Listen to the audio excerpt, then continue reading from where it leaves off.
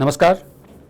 6 महीने हो गए नोटबंदी को, हमें अभी तक नहीं मालूम, रिजर्व बैंक ने अभी तक नहीं बताया कि कुल कितना काला धन वापस बैंकों में आ गया, जबकि मकसद ये था कि ये काला धन पूरी व्यवस्था से, सिस्टम से, सर्कुलेशन से बाहर होना चाहिए।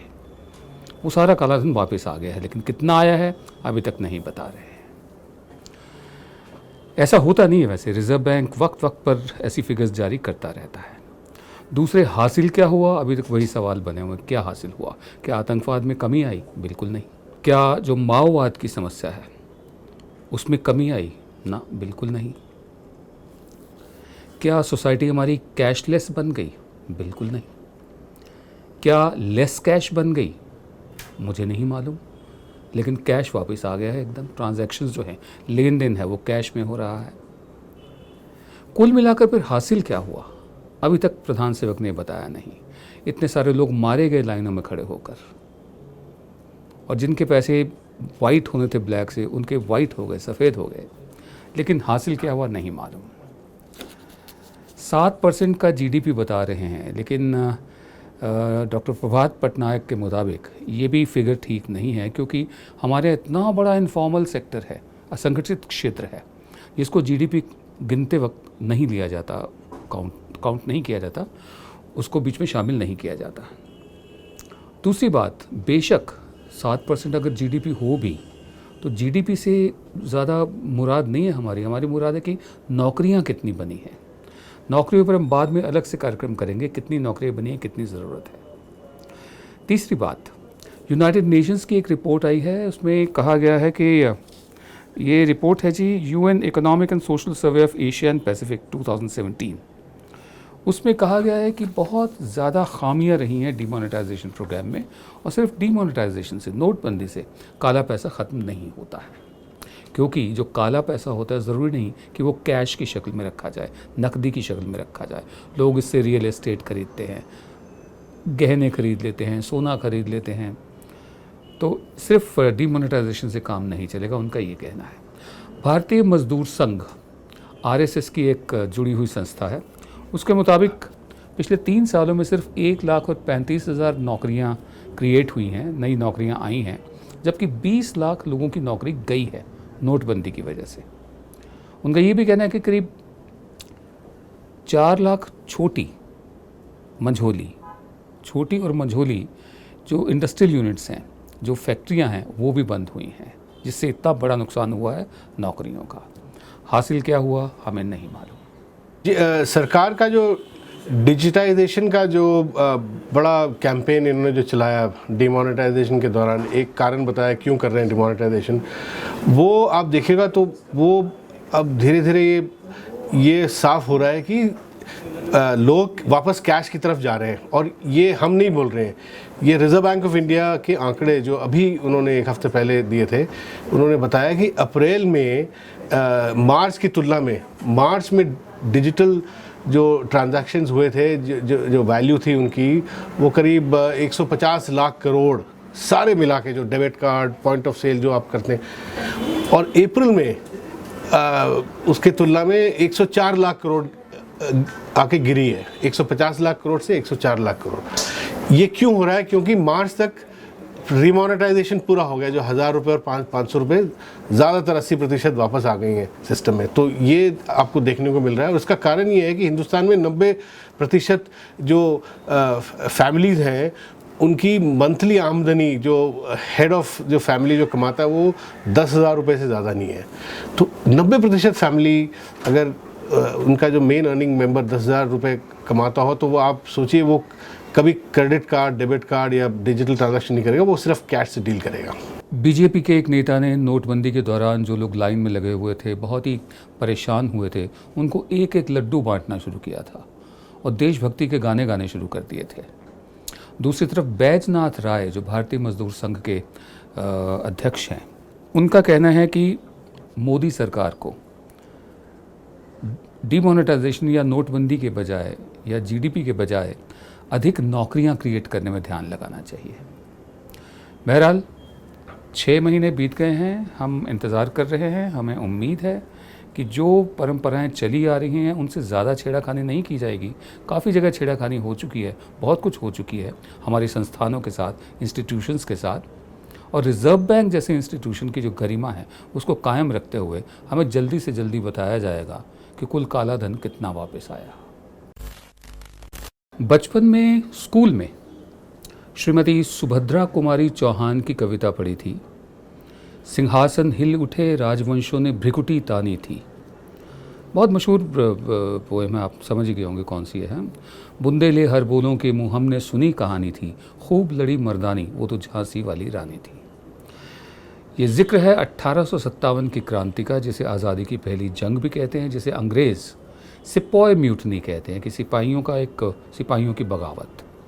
हम इसे आज़ादी की पहली जंग मानते आए हैं और मानते हैं। आज उस जंग की शुरुआत को 160 साल पूरे हो गए हैं। 10 मई का दिन था जब मेरठ में कुछ सिपाहियों ने बगावत की और वो सवार जो थे वो दिल्ली आए। दिल्ली में बहादुर शाह जफ़र उस वक्त पेंशन पे थे, अंग्रेज़ों की पेंशन पे थे, राज ईस्ट इंडिया कंपनी का था। तो उन्होंने बहादुर शाह जफ़र को दोबारा से भारत का, पूरे हिंदुस्तान का बादशाह घोषित किया और उनसे कहा कि वो कमान संभाले। कुछ बदतमीज़ी भी की गई थी उनके साथ, उनकी दाढ़ी को भी ऐसे पकड़ा गया था। और उसके बाद जो म्यूटनी शुरू हुई, बगावत शुरू हुई, वो लगातार फैलती गई, अवध के इलाके में फैली और पीछे ग्वालियर तक गई। और जिन लोगों ने अंग्रेज़ों का साथ दिया वो कौन थे और जो लोग आज़ादी की लड़ाई लड़ रहे थे वो कौन थे, मैं आपको बताता हूँ। आज़ादी की लड़ाई लड़ने वालों में था जो मुग़ल शासन का बचा कुचा जितना भी था, बहादुर शाह जफ़र, उनके बेटे मुग़ल खान, छोटे बेटे तो जवान बख्त थे, उनको तो रंगून भेज दिया था साथ में। ग्वालियर के कुछ हिस्से थे जो साथ में थे बहादुर शाह जफ़र के, और ये क्रांतिकारी कह रहा हूँ, मतलब उन सिपाहियों के जो भारत की आज़ादी चाहते थे, अंग्रेज़ को उखाड़ फेंकना चाहते थे। उसके बाद लक्ष्मीबाई, झांसी की रानी लक्ष्मीबाई की सेना थी। फिर नाना साहब पेशवा, उनकी सेना थी जो ये जंग लड़ रही थी।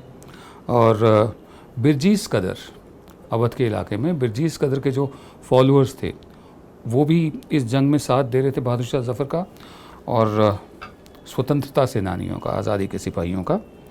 अच्छा, अवध पूरा साथ में था। और बाबू कुंवर सिंह वो थे इस लड़ाई में शामिल, और दृग नारायण सिंह वो थे इस लड़ाई में शामिल अंग्रेज़ों के ख़िलाफ़। अंग्रेज़ों का साथ किसने दिया?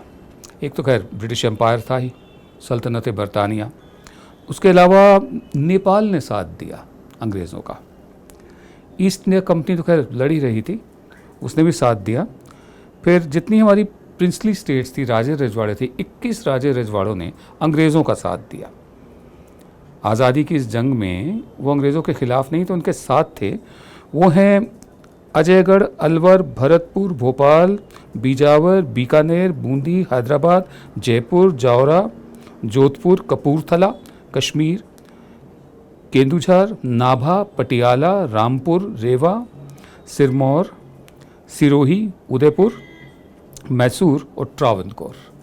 इन तमाम राजा रजवाड़ों ने, रियासतों ने अंग्रेज़ों का साथ दिया था। बहरहाल ये आपको बताना इसलिए ज़रूरी था क्योंकि आज 160 साल हो गए हैं उस क्रांति को। ये आपको याद दिलाना इसलिए भी ज़रूरी था कि बहादुर शाह जफ़र को उनकी बेगम के साथ और उनके बेटे के साथ और बहू के साथ बर्मा होता था, जो आज म्यांमार कहलाता है, रंगून भेज दिया गया था। और वो काफ़ी उत्साहित भी थे कि समुंदर नहीं देखा था उन्होंने कभी, जब ले जा रहे थे रंगून की तरफ, तो समुंदर भी देख पाएंगे। बहरहाल आखिरी दिन उनके वहीं पर ही बीते थे। और जब उनकी मौत हुई तो उनको एक ऐसी जगह दफनाया अंग्रेज़ों ने, बिल्कुल लेवल कर दिया, उसको समतल कर दिया, उसके ऊपर घास फूस, पेड़ पौधे सब उगले ताकि पता ना चले। ये तो बहुत अभी हाल ही की बात है, 1991 की बात है, जब वहाँ पर एक नाला बनाने के लिए ज़मीन की खुदाई हो रही थी तो उनकी कब्र का पता चला। वहाँ पर आज एक छतरी भी है, छोटा स्मारक भी है, जिसके लिए पाकिस्तान के तब राष्ट्रपति रहे आसिफ अली जरदारी ने $50,000 दिए थे। राष्ट्रपति पाकिस्तान के परवेज़ मुशर्रफ भी वहाँ पर होकर आए थे। बहुत लोग जाते हैं वहाँ पर, दुआ मांगते हैं। डॉक्टर मनमोहन सिंह भी वहाँ पर होकर आए थे। हमारी निगाहों में बहादुर शाह जफ़र स्वतंत्रता सेनानी है। अब ये सरकार पर है कि उनको स्वतंत्रता सेनानी डिक्लेयर करती है या नहीं करती है। सुषमा स्वराज जब विपक्ष में थी तो उनका मानना था कि हाँ, स्वतंत्रता सेनानी हैं और उनके जो अवशेष हैं, रिमेन्स हैं, वो वहाँ से, बर्मा से, म्यांमार से लाकर यहाँ पर दफन किए जाए, दोबारा से इनका स्मारक यहाँ बनाया जाए। वैसे ही बहादुर शाह जफ़र की इच्छा भी थी, ख्वाहिश थी कि महरूली में हज़रत बख्तियार काकी साहब की दरगाह है, उन्हें वहाँ पर आराम फरमा किया जाए, वहाँ पर दफन किया जाए। मौजूदा सरकार से हम ये मांग कर सकते हैं, और बहुत लोगों ने मांग की भी है पहले की सरकारों से, कि बहादुर शाह जफ़र को भी एक स्वतंत्रता सेनानी का दर्जा दिया जाए, मरहूम बहादुर शाह जफ़र को, सिर्फ इसलिए क्योंकि वो मुसलमान थे और मुसलमानों का जो पूरा रोल है उसको नकारा जाए। 1857 वैसे जंग उन्होंने ज़्यादा लड़ी थी मुसलमानों ने। हमारी यही मांग रहेगी कि बहादुर शाह जफ़र की जो अवशेष हैं उनको म्यांमार से लाकर बाइज़्ज़त यहाँ पर दफन किया जाए और उनका स्मारक बनाया जाए, ताकि बहादुर शाह जफ़र का वो शेर अब मानी ना रखे कोई कि कितना है बदनसीब ज़फ़र, दफन के लिए 2 गज़ ज़मीन भी न मिली कुएं यार में। नमस्कार।